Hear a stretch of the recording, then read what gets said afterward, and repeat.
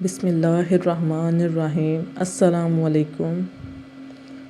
آپ صلی اللہ علیہ وآلہ وسلم فرماتے تھے کہ اگر کسی شخص کے دروازے پر نہر جاری ہو اور وہ روزانہ اس میں 5 دفعہ نہائے تو تمہارا کیا گمان ہے کہ اس کے بدن پر کچھ بھی میل باقی رہ سکتا ہے؟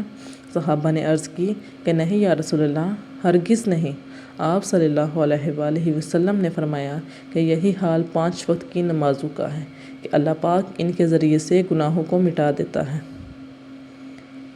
ایک شخص نے کسی غیر عورت کا بوسہ لے لیا اور پھر نبی کریم صلی اللہ علیہ وآلہ وسلم کی خدمت میں آیا اور آپ کو اس حرکت کی خبر دے دی۔ اس پر اللہ تعالیٰ نے یہ آیت نازل فرمائی کہ نماز دن کے دونوں حصوں میں قائم کرو اور کچھ رات گئے بھی، اور بلا شبہ نیکیاں برائیوں کو مٹا دیتی ہیں۔ اس شخص نے کہا کہ یا رسول اللہ، کیا یہ صرف میرے لیے ہے؟ تو آپ نے فرمایا کہ نہیں، بلکہ میری تمام امت کے لیے یہی حکم ہے۔